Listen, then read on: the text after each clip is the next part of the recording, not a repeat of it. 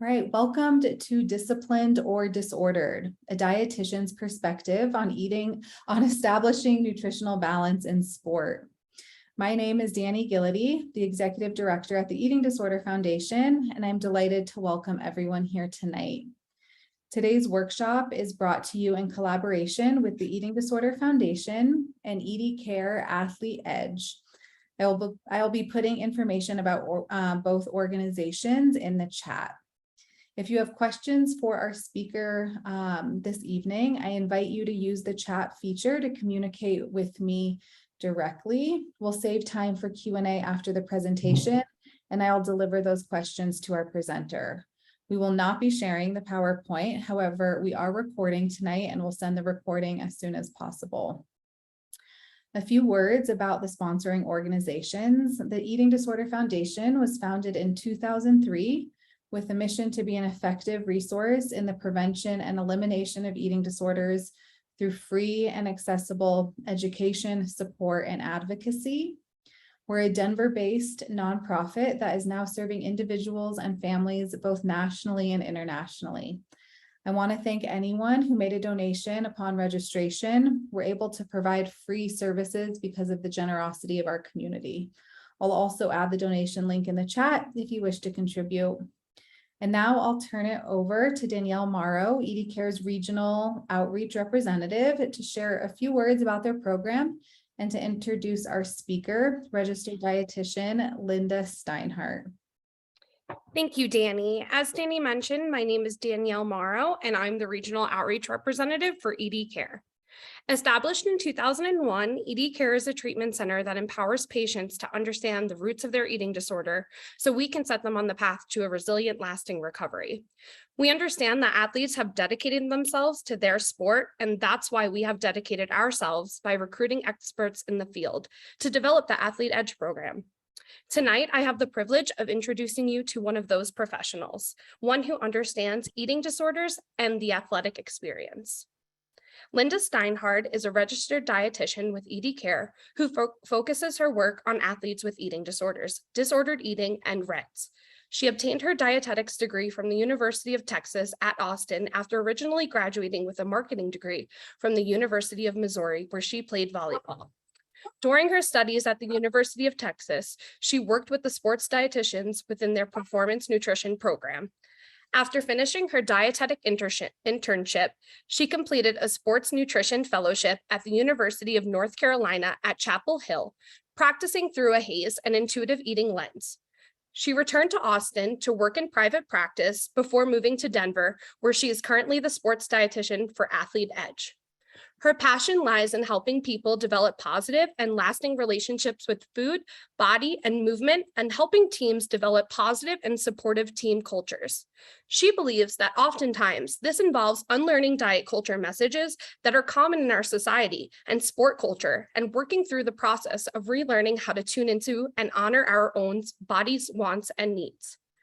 She takes a non-diet approach using evidence-based intuitive eating and sports nutrition principles as the foundation of care. Ultimately, Linda aims to help clients build interoceptive awareness and resistance to diet culture so that they can make decisions based on their own goals and values. I know us at EDCare are extremely privileged to work alongside Linda and appreciate the work she does for our community. And with that being said, I will now turn it over to her for the remainder of the evening. Thank you.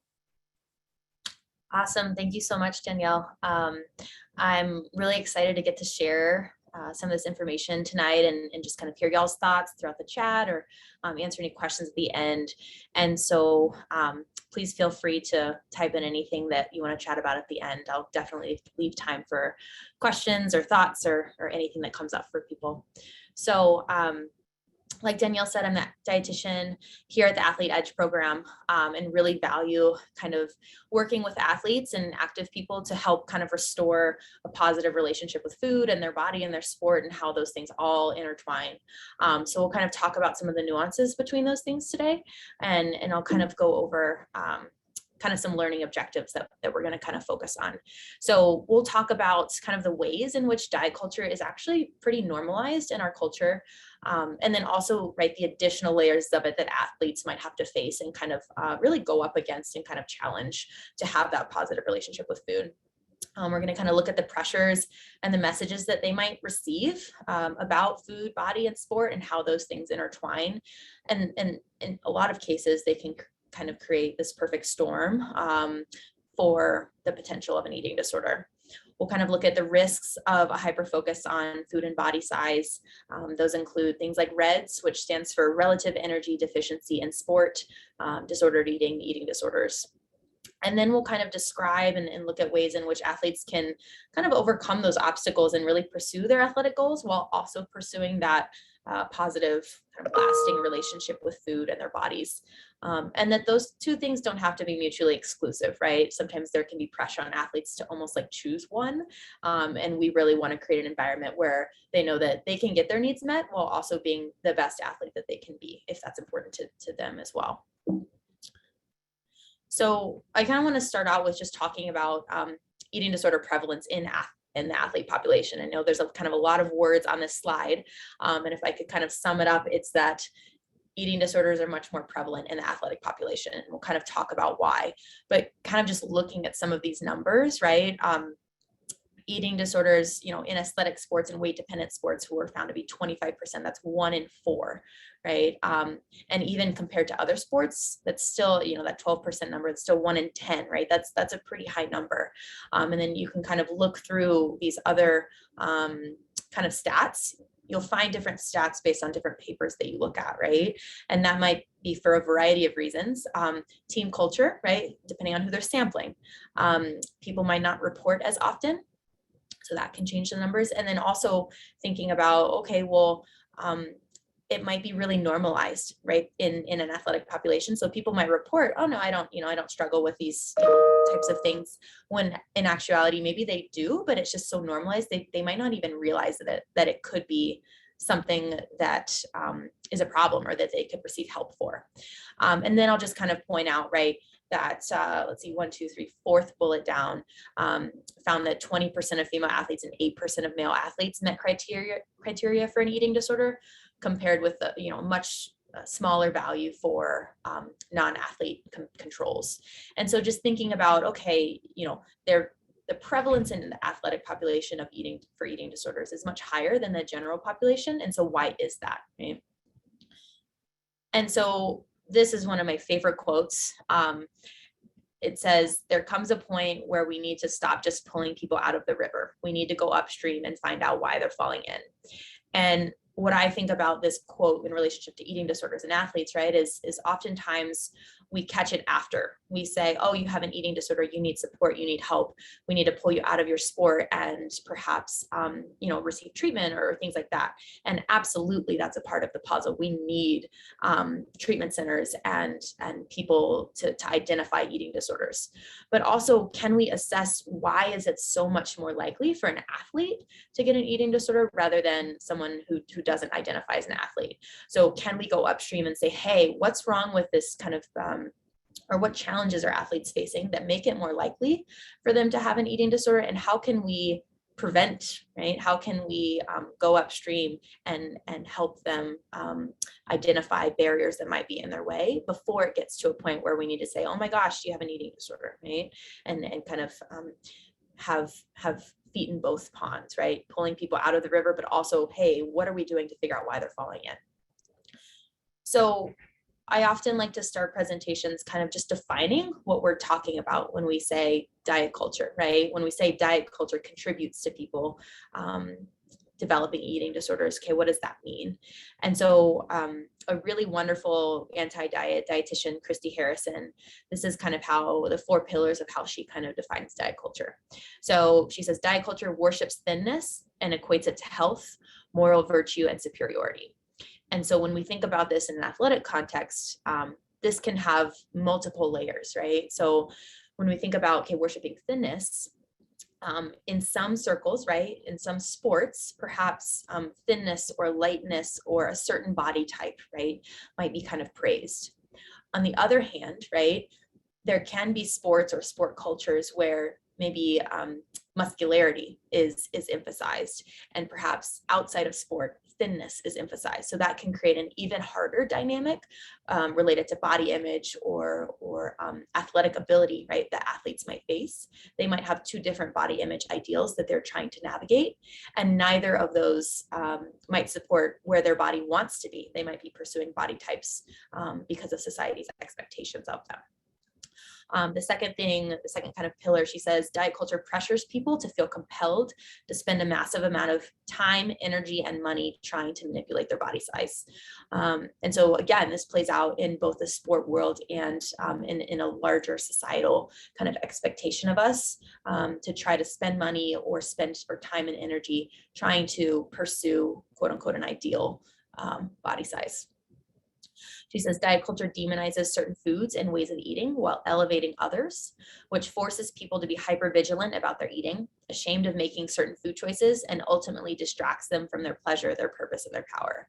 And I think we see this all over the place, both in sport and out of sport, commercials about certain foods, certain diets that are being praised, people saying, eat like this to perform like this. And so I think there's a lot of messages that athletes really have to navigate, and that often disconnects them from their own ability to identify what they might want, what they might need, what might support their goals and values. And then lastly, she says diet culture oppresses people who don't match up with its supposed picture of health, which disproportionately harms women, femmes, trans folks, people in larger bodies, people of color, and people with disabilities, damaging both their mental and physical health. And so I think we really have to ask ourselves, right, where are the expectations of athletes and what expectations are put on them, right, that might disproportionately harm some groups of people, and even in broader societal kind of terms as well. So you might be wondering, why is there a picture of a fishbowl on my screen right now? The way I like to describe diet culture is that oftentimes, I've used that word normalized. It is so normalized that oftentimes until we have it pointed out, or until we talk with someone about, oh yeah, that does kind of feel kind of icky, and I don't actually like the way that makes me feel, right? We can just be like fish swimming in water. We might not even realize that water's around us, right? Because it's just what we know. It's just kind of like the air we breathe. Fish, it's the water they swim in. And so until someone points it out to us that, like, no, that's not normal. No, that's not how that has to be on your team, or that's not how you have to engage with food, right? It can feel so normal and almost like there's not another way. And so part of my job, right, and part of people who kind of speak out against diet culture is to just help people recognize that it doesn't have to be that way, right? We don't have to try to manipulate our body size. We don't have to try to control every single thing of food that goes in our mouth, right? Those sorts of things. And so part of my job, right, is to help people realize that there's diet culture all around us, and how can we learn to exist in that, right? Because unfortunately, it's not going away tomorrow, but also kind of either push back up against that or develop skills to help us say, hey, that's great, right? That's out there, but that's not what's best for me. And so kind of speaking to the ways the diet culture exists in broader society, you can kind of see some of the things that might come up. You all might have heard some of these even. And you might recognize, oh, I hear that all the time, right? And so I think kind of noticing, are you getting seconds, right? Are you eating all of that, right? People kind of noticing and making judgments on what people might eat. Praising a thin ideal, right? Making comments about the way someone might look, or not making comments if someone looks a certain way, right? Kind of turning away from that person. Research that assumes correlation as causation. What I mean by that is oftentimes there might be an association, right, between someone in a certain size body and a diseased state, let's say, right? And what that research doesn't show is all of the other factors that could be contributing to that outcome, and instead the weight gets blamed. And so what that translates to, we might see a headline of, X causes, being in a certain size body causes X disease, right? And what that doesn't tell us is who funded the research, right? Did they control for disordered eating or eating disorders? Did they look at other factors that might have caused that? And instead, what we see in society is that weight gets blamed. Feeling, I'll go through a couple more of these, but you can kind of read them as I talk about them. Feeling guilt and shame for eating certain foods, right? That feeling of quote unquote, I shouldn't, or this is bad for me, right? And not being able to allow ourselves to connect and to feel empowered to make our own decisions about food because of what diet culture tells us we quote unquote should do. And then things like restricting or counting calories, and those things can be really normalized as well. But then we look at, okay, all people in our society face kind of these things that diet culture presents as in our society. And then we look at, okay, ways that diet culture can exist in sport culture and kind of the additional layers of diet culture that athletes might face that perhaps someone not in sport might not face as much, right? And so things like comparison to other athletes, comparison to what they're eating, what they look like, right?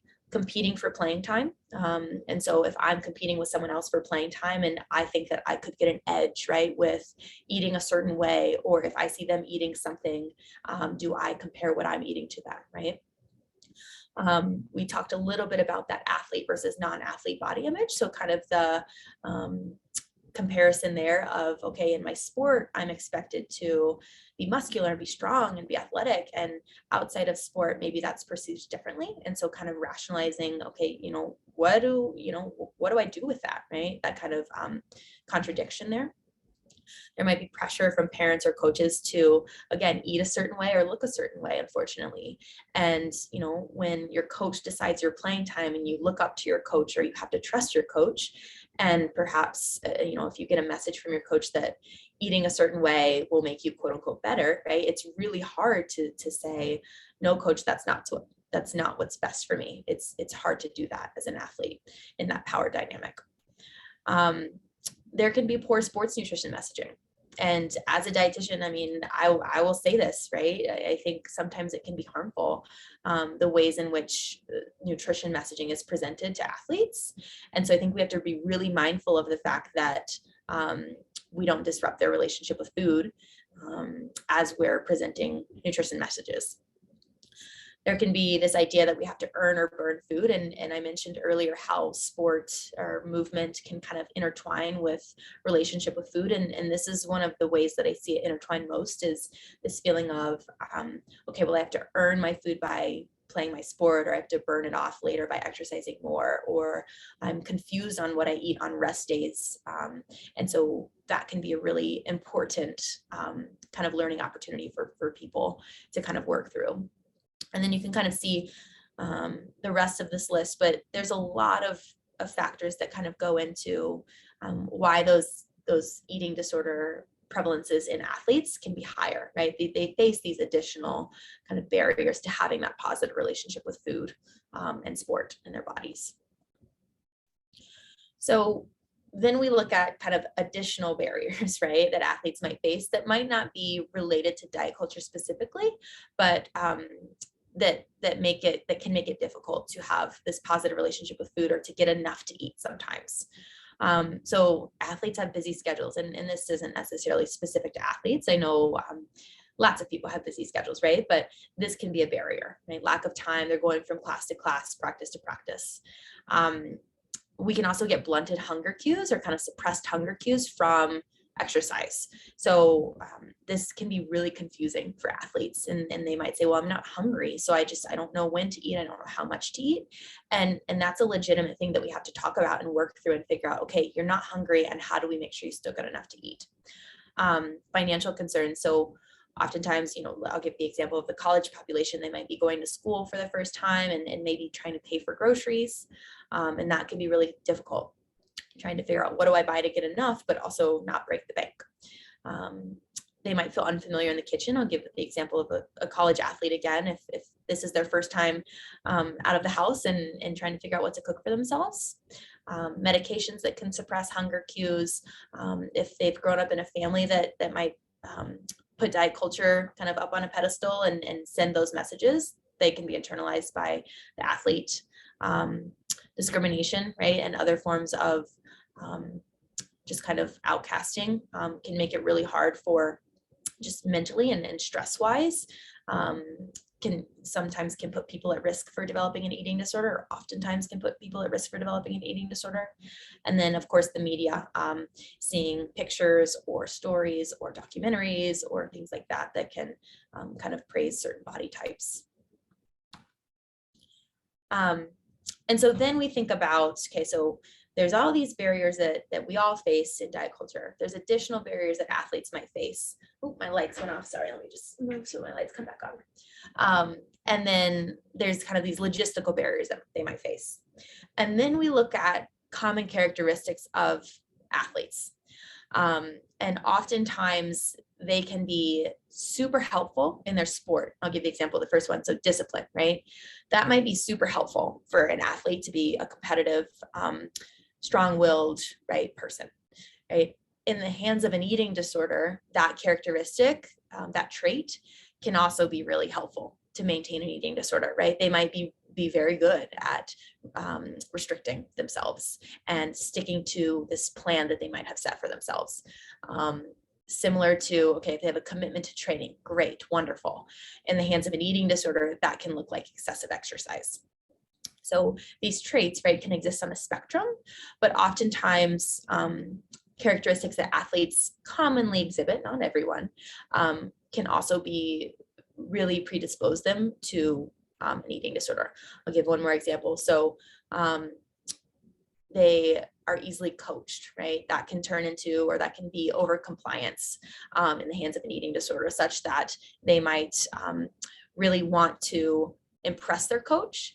And they might take that to an extreme of, well, I need to do everything I possibly can. And that means, you know, eating this certain way and, right, being really rigid about that. And so it can look different for different people, obviously, of course, right? They might have different traits, but these traits that might exist on a spectrum can predispose people, athletes, to eating disorders as well. So, okay, given all of that, right? Given that athletes are at a higher risk for eating disorders, they're facing all of these barriers to having a positive relationship with food and their body and their sport. I kind of want to talk about, okay, why is it helpful to be anti-diet in sports, and what exactly is that? And how can we support athletes? How can athletes learn that maybe it doesn't have to be that way, right? So one of the first kind of things that I think about when I think about being anti-diet, especially in sport, is that weight does not equal health. And I think we can hear that message, and maybe we don't hear it directly that, okay, weight is tied to your performance, but we certainly hear it indirectly in sport a lot of times. And so I think really breaking that down and explaining all of the different metrics, if we want to call it that, or symptoms or signs that we can use to say, hey, like, how does your body feel, right? How are you recovering in your sport? Are you eating consistently throughout the day? What are you noticing towards the end of practices? Are you noticing that you kind of you fatigue early, or are you noticing that you have a lot of energy, right? And none of those things have to do with weight. I also think it's really important to kind of upfront share that, you know, health is more than nutrition and exercise. I think that diet culture oftentimes likes to, it's very reductionistic in its terms around health and its expectations around health. And it boils it down to, okay, what do you eat? How much do you eat? And how much do you exercise, right? And, you know, we talk about, okay, health is so much more than that. How are your relationships? How much are you sleeping? Are you enjoying what you're eating? Are you able to rest? Are you able to have other forms of connection besides your sport? And are you able to find meaning and purpose outside of your sport, right? And all of those things contribute to our health. And many of those things have nothing to do with how much we eat or how much we exercise. It encourages people to eat for internal reasons rather than external distractors, right? And I think about distractors as in comparing what you're eating to what other people are eating, or kind of diet culture messages in general. So I tell almost every single athlete I work with at some point, I kind of give them this kind of spiel, if you want to call it, about this idea of interoceptive awareness. And interoceptive awareness is basically our ability to kind of sense what we need internally, right? Do I need more sleep? Do I need more food? What kind of food do I want? How much do I want, right? And oftentimes athletes don't get very much practice with that, right? What they do get a lot of practice with is this thing called proprioceptive awareness. And proprioceptive awareness is our ability to sense ourselves in time and space. So for example, right, a basketball player probably knows kind of where they are on the court. They know where the basket is. They know where their teammates are around them. They practice that every day. They have that really good sense of themselves in their sport, in their environment, right? Athletes don't get as much practice with asking like, what do I need? What do I want? Right? Oftentimes that's told to them, be at practice at 3 o'clock, practice for this long. We're going to the tournament this time, right? And so giving them that ability to kind of reconnect with their own interoceptive awareness can kind of help provide them an opportunity to kind of redevelop that relationship with food and that relationship with their bodies. So we really work on that. Next bullet points is being anti-diet does not mean anti-dieter. And what I mean by that is oftentimes when athletes will come and say, try this and I've been pressured to eat this certain way, there can be some shame with that. And what I always try to tell people is it makes sense why you have felt like you have had to eat a certain way to be good at your sport, because again, diet culture is so normalized. And so my job is not to shame or to make people bad for what they've been through, right? My job is actually to help them learn that it's not their fault. And a lot of messages have been put on them. And it makes sense why they might have a poor relationship with food. And so, the message of it's not your fault is something that I try to communicate a lot to a lot of athletes. And then the last one up here is health is not a moral obligation. And this can be hard for some people to hear or receive. And what I mean by this is that we can pursue health in the amount and in the ways that we want. And oftentimes diet culture tells us, you need to do X, Y, and Z to live a long, happy, healthy life. And all of these, if you don't, then you're a horrible person, right? And that puts a lot of pressure on us. And so everyone can pursue health in the degree and in the ways that they would like. And hopefully using some of that interoceptive awareness instead of diet culture to inform their choices there is really what we go after. So this is a graphic actually that we made at UNC. And I think I saw some of the people I worked with at UNC here. So I'm excited that this is on the slide for y'all to see.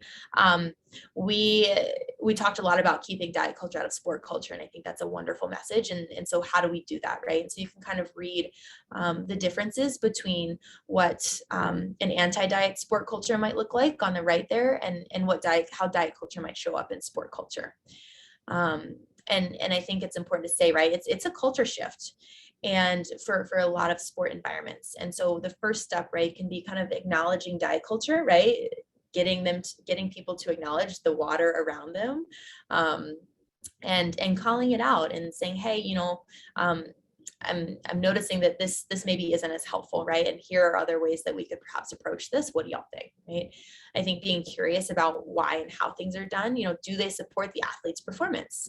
Do they support their mental health? Do they support their overall health? And then kind of breaking down the diet culture and then that diet culture kind of subculture that exists within sports. I think kind of like I shared earlier, validating people's lived experiences of how they might have gotten to the point where maybe they have some disordered eating or eating disorders, and really communicating that makes sense based on the diet culture that has been put on you or the experience in sport that you've been through, right?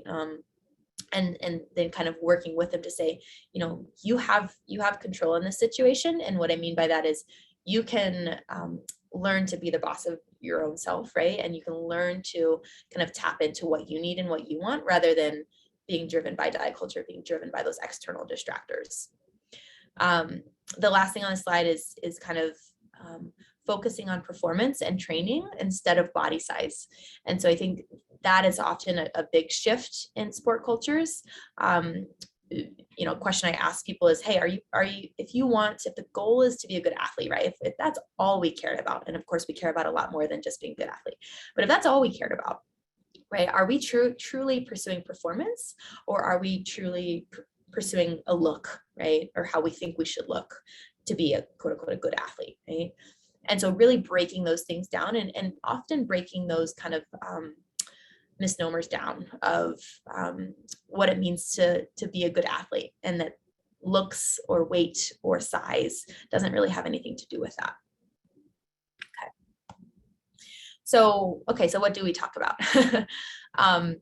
Oftentimes I share kind of these three foundational kind of principles. And so we talk about the most important thing, and gosh, if anyone has ever worked with me, I say this sentence to them probably a gazillion times. The most important thing we can do is get enough to eat. If we don't get enough to eat, things can go wrong. And we'll talk about kind of the compensations that our body can make. But at the core of everything is, can we get enough, right? And there are barriers to that. And we've kind of talked about some of those barriers. So first thing, right? Can we talk about how we can get enough to eat? What gets in your way when you're trying to get enough to eat? What does enough to eat look like? That sort of thing. If we can get enough to eat, right, then we think about timing. So can we eat consistently throughout the day? Can we eat every 2 to 4 hours? Can we eat before and after our workouts or training or movement or things like that, right? And if we can do that, if we can get enough to eat, if we can space it out evenly throughout the day, if we can kind of bookend our workouts, can we eat from a variety of foods? And so that's foods from each food group, and then kind of a variety within each food group, hopefully. And then we might talk about supplements if that is necessary to kind of supplement anything that they might be missing or low in or things like that. So I mentioned adequacy and and things can happen if we don't get enough. And so I kind of want to spend some time on this concept called REDS, and it stands for relative energy deficiency in sport. And so if we're not getting enough to eat, basically our body has to make some sort of compensation, right? So my supervisor, Becca McConville, actually, she talks about how she kind of compares it to a bank account. So if we're not able to pay our energy bills, right, we got to go into debt somewhere. Something's going to kind of have to pay for that. And so on the left are kind of the physiological consequences, that can kind of be made to help pay our energy bills if we're not getting enough to eat. So you can kind of see, every system in the body is affected.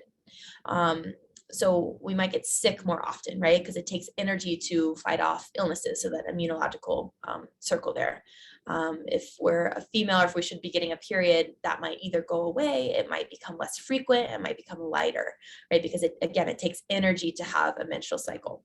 It takes energy to mineralize bone, to turn over bone. It takes energy, we can go to the gastrointestinal system over there on the left, it takes energy to digest food, it takes energy to move food through efficiently, it takes energy to make the enzymes that help us break down our food, right?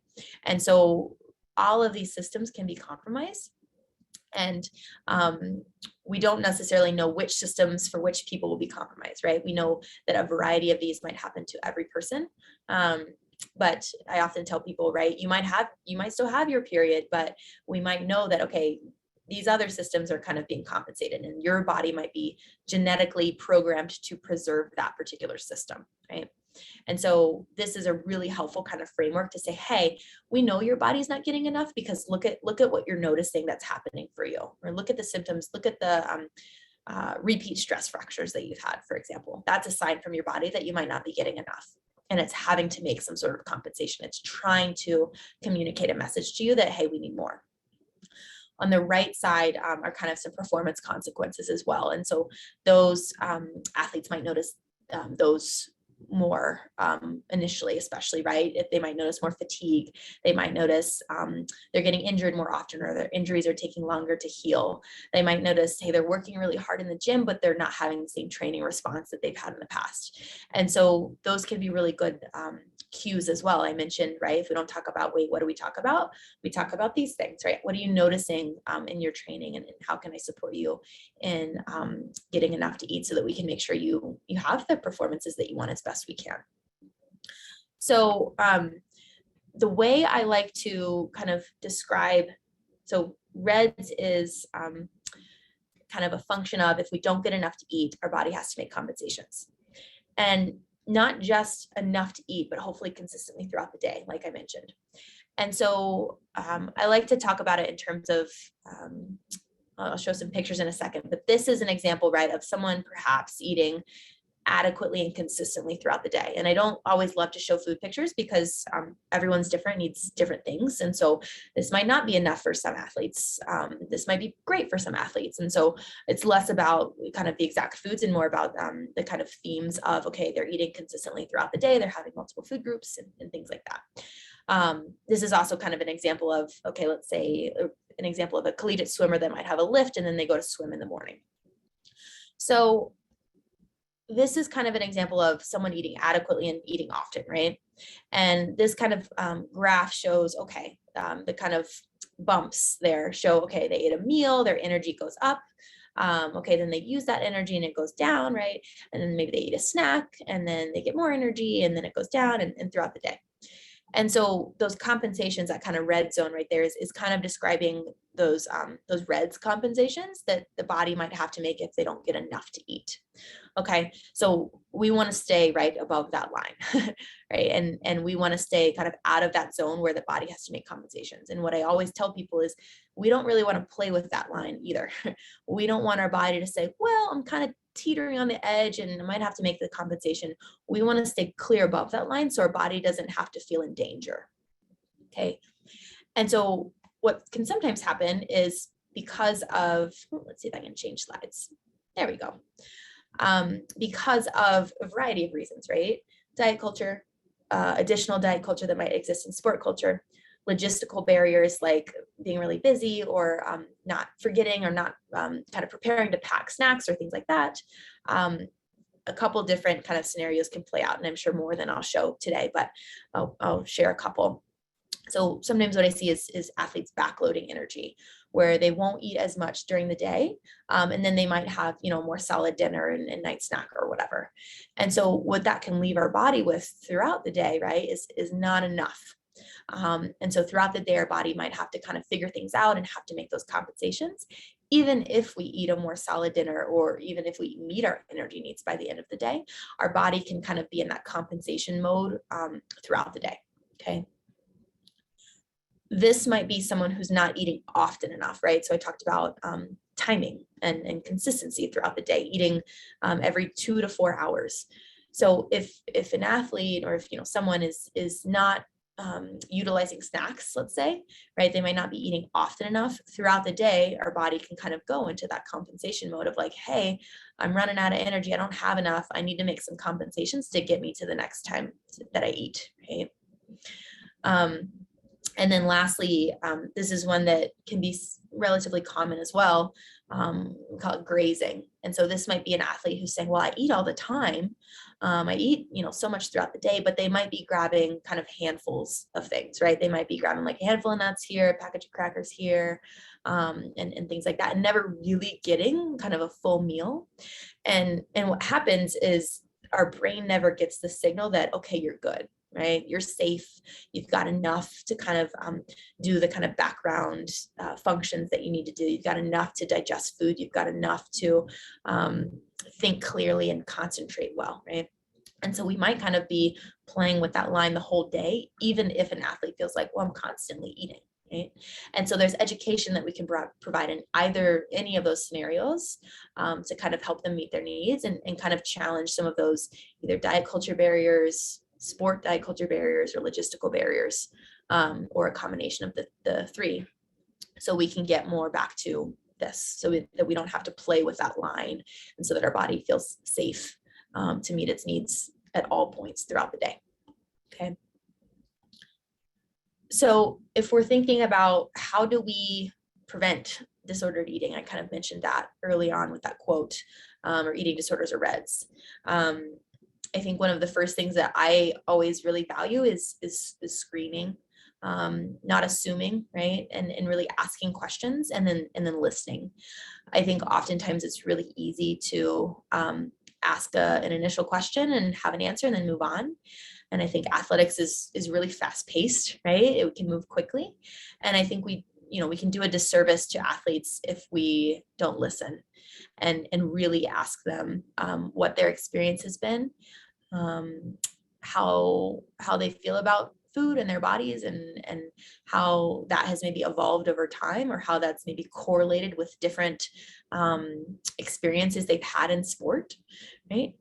And then I think, right, when we're providing nutrition counseling or education, that it's eating disorder informed and trauma informed, and I think that that's really important. Even if, let's say, we screen someone and we say, okay, I don't think they have an eating disorder.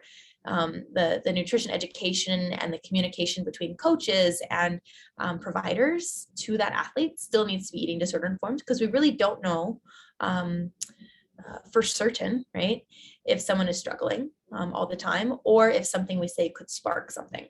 And so at all times, right, education and communication and nutrition counseling really has to be trauma and eating disorder informed. I often tell my athletes, right, my job is not to tell you what to do or what to eat. And I think that can be kind of a scary thing, scary for athletes to come see a dietitian sometimes, because they might think that's what I'm going to do. And I tell athletes all the time, my job is really to help you figure out what helps you feel best. And my job is never to tell you what to do or to say, hey, like this would be better than what you think would be better, right? If it feels appropriate to add some sports nutrition principles that they might not be aware of, that seems to support their goals, I might ask if they would like me to do that. But first and foremost, my job is to help them figure out what would feel best for them. And that, reminding them, hey, you're the experts of your own body. My role is to help them have access to that expertise, right? And I think that's really key in helping people not only develop that relationship with food while they're in sport, but so that when they transition out of sport, it's not, well, my dietitian told me to do this, so this is just what I do. And now that I'm out of sport, I don't know what to do anymore. It's, no, my dietitian helped me, or, I know how to eat in a way that makes me feel good and that I don't have to question myself, right? And that helps even in the transition out of sport. I often think this point is really helpful too, that sometimes athletes don't need more information, and sometimes they need someone to listen. And I think it's really easy as providers to want to just give them all the information, and this will help you and this will make you a better athlete. And oftentimes, I often give an example of, I could tell an athlete that, hey, chocolate milk is kind of this classic post-workout recovery drink, quote unquote. Hey, chocolate milk has, the great ratio of carbohydrates and protein for after a workout. And if the athlete sitting in front of me is afraid of chocolate milk, right, is afraid of sugar in chocolate milk, then that's not actually helpful for me to tell them, did you know that chocolate milk is a great recovery drink, right? And so it's really important that I have those conversations with athletes to see kind of where they're at, rather than just assuming that they want information. And then I think, right, intuitive eating and health at every size is what HAES stands for. It's just the foundation of everything. And I think it's really important to have that as the foundation, so that, again, we're not assuming that athletes just want more information. We're not assuming anything about anyone's body size. We're assuming that our job is to help them figure out how they want to have a positive relationship with food and being able to encourage them in that. And then the last thing on this slide is that, a lot of sports nutrition settings, we don't get a lot of time, right? They're going from either class to class or practice to practice. And so I think we really need to account for this in broad sports nutrition messaging, that we don't just blanket statement things, that we provide, if we're providing broad sports nutrition messaging, that it's, getting enough to eat, right? Getting a variety of foods. How can we support you in eating consistently throughout the day, right? Because we never know who's going to read the broad sports nutrition message and internalize that as a rule or something that they have to follow to be a good athlete, quote unquote. So, kind of wrapping up, I think community and support are really essential to kind of developing resilience to diet culture, kind of developing that positive relationship with food. And I think it's important to say, right, like, we all have a role, no matter kind of where we're coming from. If we're a parent, if we're a coach, if we're a teammate, if we're a trainer, if we're someone struggling ourselves, right? we all have a role to play in helping kind of create either an environment or helping encourage athletes towards a positive relationship with food. And so I think, right, encouraging them to kind of trust and develop that interoceptive awareness, maybe with the support of a dietitian or a therapist, kind of merging our own instinct and our rational thought. So this idea that we can have this instinct of like, that just sounds good and I want that, right? And then maybe rational thought in other ways of, I just finished a practice and I'm not physically hungry, but I know I need to eat something, right? Appreciating your body, right? Learning to appreciate what it can do for you or what it does for you. I always encourage athletes to kind of be curious and approach things with curiosity. Why do I think that this food is better than this food? Why do I think, who told me that, right? And kind of being able to dive into some of those rather than just assuming that those are facts, because oftentimes they're not. And then I think, right, trying to help athletes in general and in sport culture is create an environment where everyone, right, feels safe and supported to get their needs met in trying to get diet culture out of sport culture. And then I think kind of similar, right, every single one of us is a culture maker. And so I think as much as we can, how can we encourage athletes and athlete cultures and athlete environments, sport environments to be a positive one where athletes are encouraged to eat enough and not feel fearful of eating or eating foods that they enjoy. And so I'll just share a little bit about, as we kind of wrap up, the program here and who I get the pleasure of working with. And so like Danielle said at the beginning, we really work with athletes and try our best to support athletes in their recovery from their eating disorders, and really want to make sure that we take in their athletic experience into account and have people who really understand and can support people through that. So left to right, kind of, that's our sports psychiatrist, Dr. Amy Laurent. That's our sports therapist, Lindsay Landgrebe, mental performance coach in the middle there, Allie Donsing, and then we have a strength and conditioning coach, Brandon Kress, and then myself on the right, and the dietitian here. And we really have a goal to kind of have an all-encompassing treatment. So you saw kind of the members of our team in wanting to address kind of every component of the athlete and their identity and their needs. And so we have quite a few athlete-specific groups. When it's appropriate or if it's appropriate, we reintroduce sport and kind of help them with that process, how what might be brought up when food, when they start reintegrating movement and maybe they're like, okay, well, what do I do with my nutrition, or kind of have feelings about that, and kind of the mental performance side of maybe performance anxiety or kind of feeling scared to not engage in movement for a bit while they're going through treatment. All of those things can kind of come into play. And then kind of, I've mentioned a couple of these things, but, treatment specifically designed for athletes. And we're just really passionate about supporting athletes through eating disorder recovery. And then our training facility, our gym, will actually be up and running later this month, I believe. And then we also have kind of housing accommodations for people who might be traveling from out of state. And then we accept most insurances, which is can be a huge barrier to care. And so I really value that about EDCare and the EDGE program. And so I think with that said, I will go ahead and open it up for questions. There's kind of a list of our other programs throughout the country as well. Wow, thank you so much for all of that. That was so informative, and we have so many questions that came in, and we definitely won't have time to get to them all in 10 minutes. So I just want to let everyone know that I'm going to put Danielle's email back in the chat. And if we don't get to your question, please submit your question to Danielle, and she will do her best to get your question answered through Linda or someone else at EDCare. So we definitely want to get to everything. We just might not have time in the next few minutes. So please send Danielle an email. All right, so we're going to start. So this person asks, if parents are the ones pushing diet culture on their child athlete, how do you navigate that without accusing parents and putting the blame on them? How do you support the athlete separate? Yeah. Oh, that's such a good and hard question at the same time. Yeah, I think it's tough, right? Because kids are in that environment a lot, with their parents. And so if there's kind of diet culture in the house, that can really influence the kid, like you're kind of speaking to.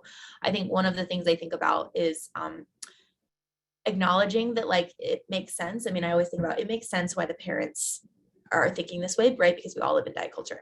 And so never wanting to, of course, as you mentioned, kind of shame the parents, but maybe sharing, right? Hey, like, I'm noticing, so-and-so is kind of talking about food in this way. And here are the ways that I think that this might get in the way of, oops, sorry, my lights turned off again, of their relationship with food. And I'm wondering what you think about the idea of allowing them to eat these certain foods, or have more access to, I don't know if the exact example, but maybe foods with sugar or whatever. And here's how I think that could benefit them, right? And I think kind of presenting it to, here's what I'm noticing, right? Here's why I think, here's how I'm wondering if it could be getting in the way of either their relationship with food or their body. I'm wondering what you think about doing it, inviting them to engage with food in this particular way, whatever the situation is, right? And I think that allows you to have a conversation rather than saying, hey, this is wrong. And I think oftentimes opening it up rather than saying, hey, I think this, and what do you, hey, I think this, and this is what you should do.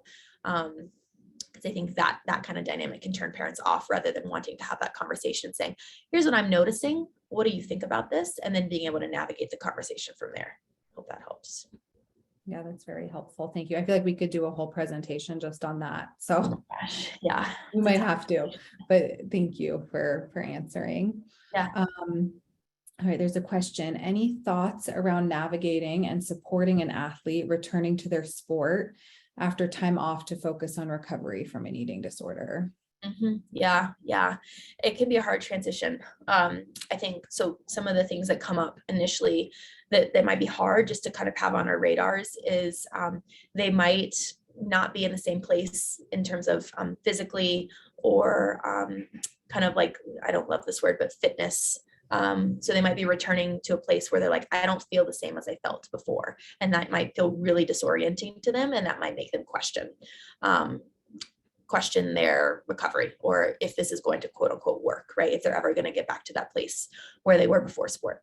So I think holding that, I think also it can be really hard reintegrating movement in general related to food. So oftentimes I see people in treatment who can kind of just like muscle their way through it, kind of check off the box of eating and treatment. And then when we start, and of course we kind of talk about that and say, okay, it seems like you're checking off the box. How can we do this outside of treatment? But when they reintegrate movement, that can be scary to say, well, how do I need to eat differently, and what needs to change, and what about rest days? And so I think those conversations are really important as they're in recovery to kind of prepare them for, okay, when you get back into training, how is that going to disrupt kind of the recovery or the challenges that you face thus far in treatment. So I think having those things on our radar, and then I think normalizing that it's going to be hard, and that's okay, and that you have supports around you, and that when it gets hard, right, can you reach out and can you talk about this with your team? And by team, I mean, dietitian, therapist, all of those people. And I think thinking about and just normalizing that it's hard, and that coming back from treatment, they might have a lot of thoughts of, am I going to be good enough? Am I going to be able to do this again? They might have slips, right? And so I mean, one of the best things that my mentor has told me is reduce shame and validate. Validate that it's really hard, and reduce shame when they slip. And I guess those would be kind of my two overarching things. I know it's not super specific, but I think that's kind of the main themes that I pull out of that. Wonderful. Thank you so much. Is there a different way that you approach athletes who compete in sports that have weight classes, or where restriction is part of the sport culture, example, wrestling? And they note here that women's wrestling has just been added to the NCAA, and was curious if you have experience with this population. Yeah, so I've worked with a few weight class athletes, and yeah, it's a very tough